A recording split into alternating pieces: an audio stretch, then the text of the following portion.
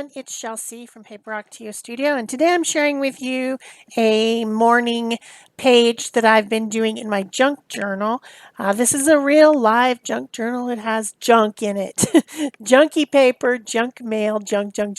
I made this and I've been working in it off and on video, but I also just work in it in the morning. My word for the year starting in January is serenity, and I've been doing like a quick page in the morning. So I recorded this one because I wanted to show you guys how to integrate two very different pages. On the right hand side I have an envelope, so that's the kind of security part of an envelope, and on the left hand side was two lightweight papers glued together that have lines on them.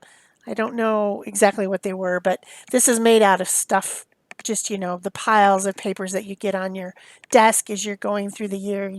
You write stuff or you have notes or whatever, and you just make this pile. And I just took the whole pile, I folded them all in half, trimmed them down to fit, and then sewed them into the book. So when you make a journal like this with just random stuff, you end up, the way the papers fold, you end up sometimes with two very different things.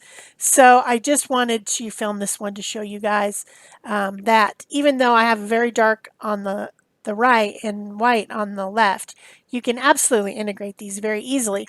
The first thing I did was to start with some black gesso. I'm using a lot of gesso in this book because of the quality of the paper. If you have nice watercolor paper or a heavyweight Bristol or card or something, you don't need to worry about gesso as much, depending on whether you want an absorbent background or not. I mean, if you don't want it to be absorbent, you should put gesso, but I'm putting gesso so that the paper will be strengthened in this case.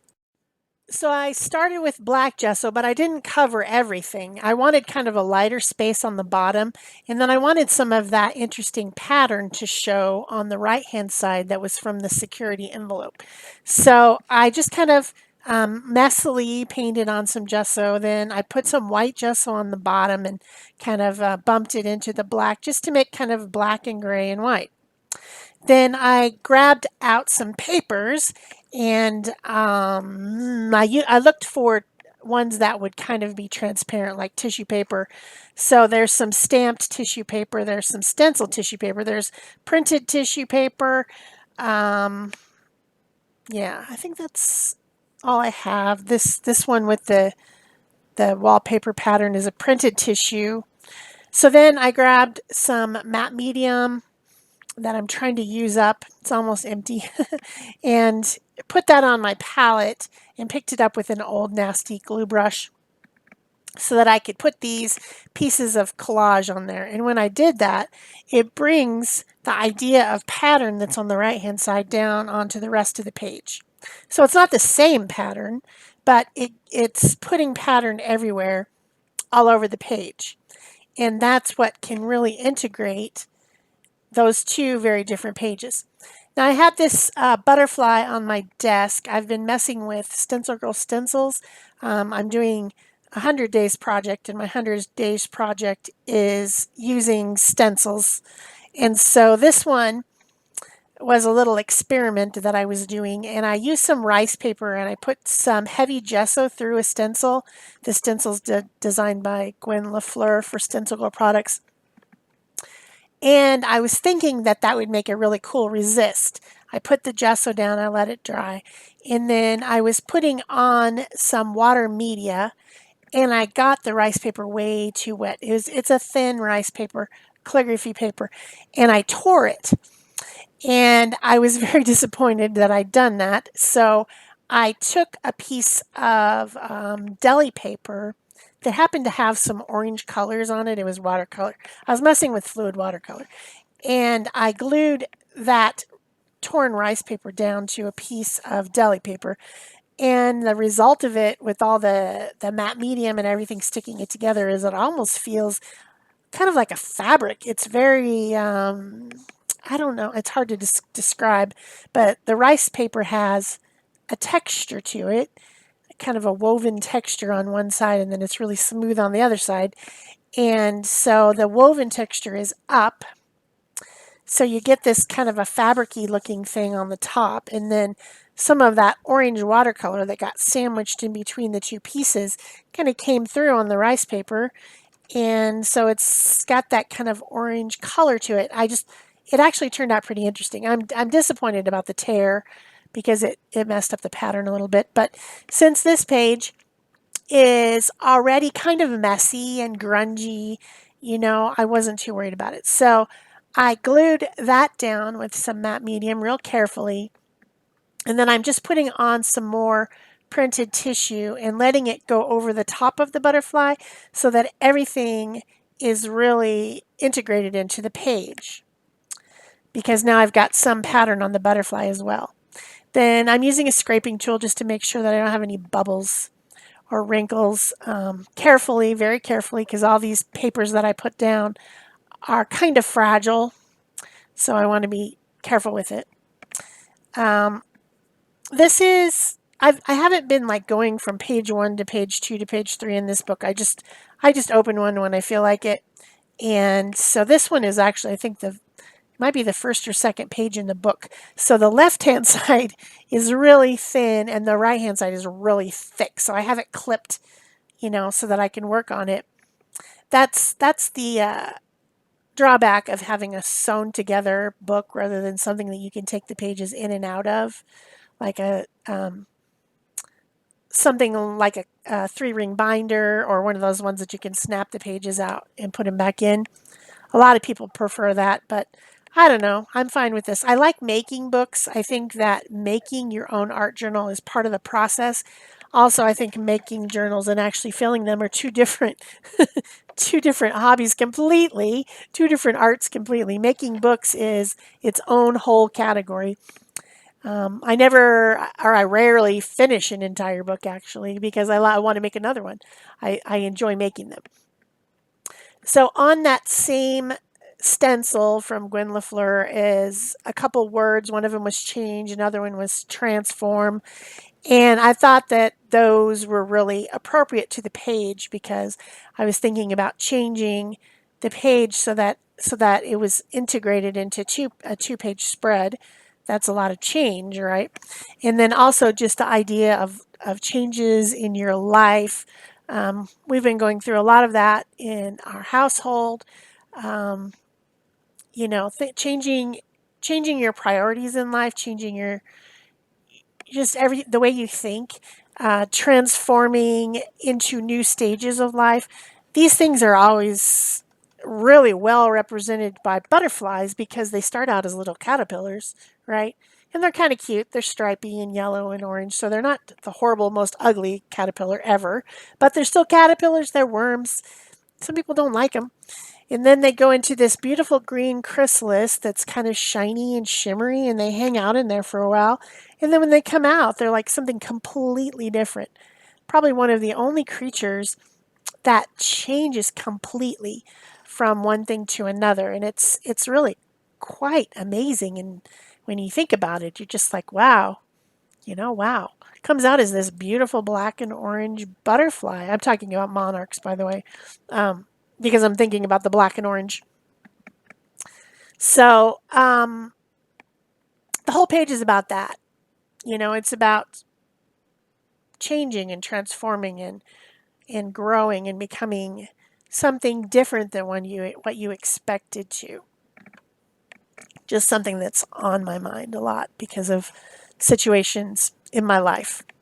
I'm not changing very much, but boy, things are changing around me at a rapid pace, and that makes me change because I have to have to adapt to everything. So once that was all glued down and I've got my change word glued down, and by the way, that's got heavy gesso through the stencil as well. I wanted to put a little bit of shading around the outside of this butterfly piece. It's pretty thick because it has those two layers. Just want to make sure that it's blended in, and so I'm using a Stabilo All pencil, which is a water reactive pencil, so that I can blend it out with a water brush. Water brush, of course, being a brush that has a synthetic tip brush tip, and then it has water in the barrel, so you don't have to keep dipping. You can absolutely do this with a paintbrush. It's not a problem. I just like these because I don't have to keep dipping it into the water. I just squeeze a little bit in that valve in the middle and the water comes out. Super handy tool. If you don't have one of those, you might want to consider it. I have a Amazon store that's linked down below. And if you're looking for brushes like this or something else that I commonly use in my art, you can absolutely find them on the Amazon store. And if you use those links, then it helps my channel a little bit by getting me a few cents. It doesn't really matter what you buy. You can buy whatever you want. And as long as you use the link to get there, it helps me out a little bit. It's not a huge amount, but hey, it helps. So I always enjoy that. So then I decided to do the same thing with the word. And I got a little bit too messy with it. The black started to go up over the gesso, and I was just, bleh, it doesn't look very good. But it did kind of blend in that rice paper that didn't become completely transparent like I hoped that it would. Tissue paper does. It'll blend in. Rice paper, not as much. You might get some edges. So I decided to just wipe that back a little bit. It does look a lot more blendy now than it did before. And I wiped off the top of the gesso. It's more gray than it used to be. It was white before, but it did have the effect that I intended. So next, I wanted to do some writing about what what's going on this page, what I'm thinking about.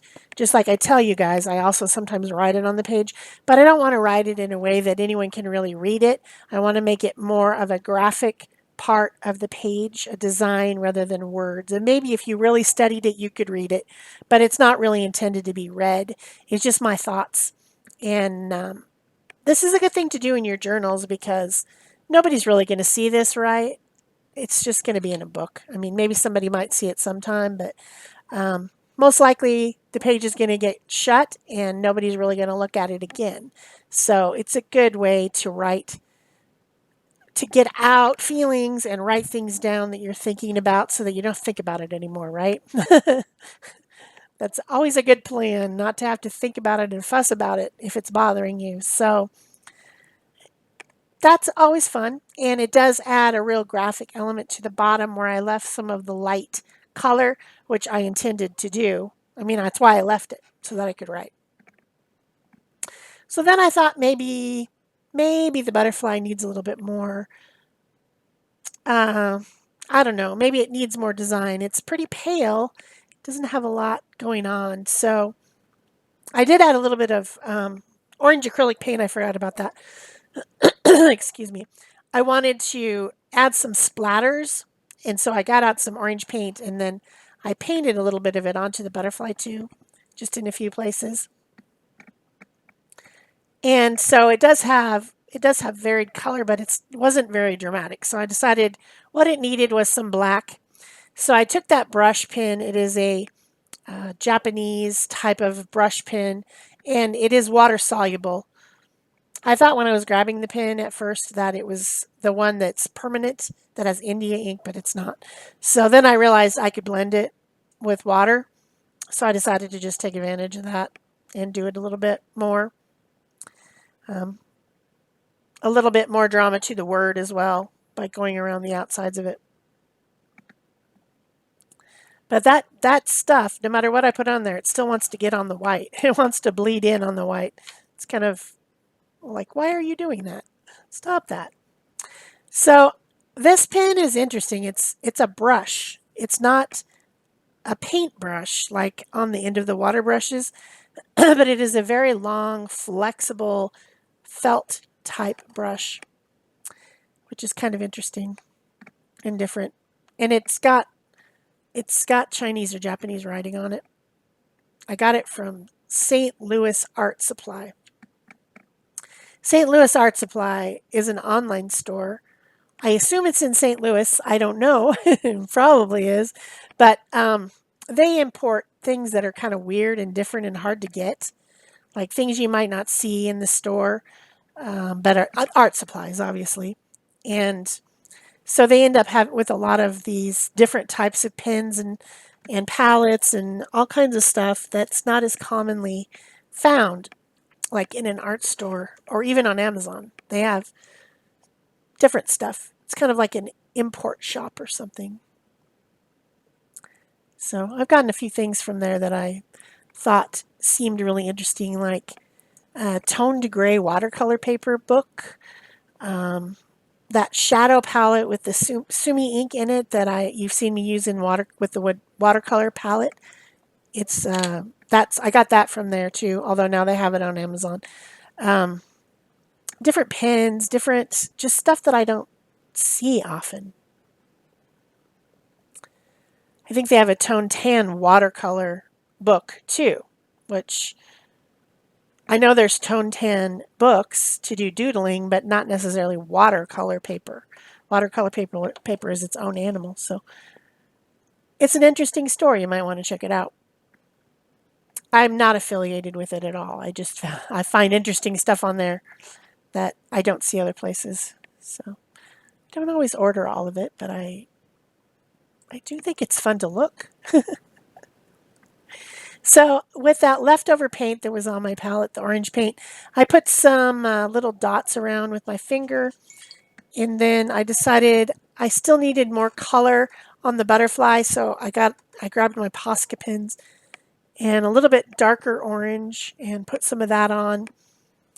And I think I also used that kind of yellowy, Naples yellow type color, just a little bit, just to get something on there that's a little bit, that's more dramatic. I want it to be more dramatic. Because I'm dramatic. I don't know. I don't know exactly what a monarch butterfly looks like as far as its patterning, but I know that it's black and orange, and I wanted to make sure that there was a lot of black and orange on the butterfly. That was my plan. Could be any kind of butterfly. There's also a tiger swallowtail that's kind of yellow and black. So this might be that. I don't know. I don't really know. I know it's a pretty butterfly.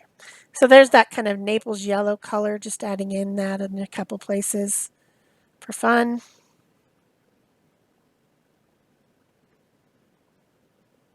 I think I even got out a little bit of black Posca too. Posca pens, if you guys are new to them, are acrylic ink inside a pen, which makes it easy to apply. Dries permanent, so it's a nice thing to use if you are doing art journaling or something else that you want things to dry down permanent. Now this page has multiple amounts of things. This is a mixed media. It's got water-soluble things. It's got things that are not water-soluble. So if it was some type of a painting or something, I would seal it because I did use that pen and the pencil, both that are water-soluble on there. And if water gets on it, that's gonna run. But it's an art journal. The book is going to be closed once it's dry, and so I'm not going to worry about sealing it because it won't matter. Will not matter. Maybe it'll come out and be looked at, a year from now or something, but mostly it just gets put on the shelf. Or in the case of this one, on the floor next to my desk because I know I'm going to pick it up the next day to do another page. So a few black splatters, a few white splatters, a few orange splatters because I like splatters. Lots of gesso, some writing, some collage. Very mixed media-ish. Lots of drying in between, but of course I trim that out so you don't have to sit and watch me dry paint. So I thought, okay, this thing needs sparkle because when you look at a butterfly over flying around in the light, its wings, the way the little scales are on there, it sparkles. So I decided to use a little bit of a iridescent Stickles glitter glue on my butterfly and on the word. I hope you guys are enjoying this process, and if you are, don't forget to give me a thumbs up and leave me a comment or question below. Subscribe to my channel. You can join my channel membership for exclusive content that you can't get any other way, and also some fun little icons you can use in the comments and live chats if we ever have one. Of course, you can use my Amazon links, and I do have a PayPal donation button if you want to donate to my channel as well. All that stuff's below. So my last little touch was to write a few more things on around the page with a white Posca pen, and then give it some white splatter with the pen as well. And that was the completion of this junk journal page. Here comes some close-ups. Thanks for watching. Bye-bye.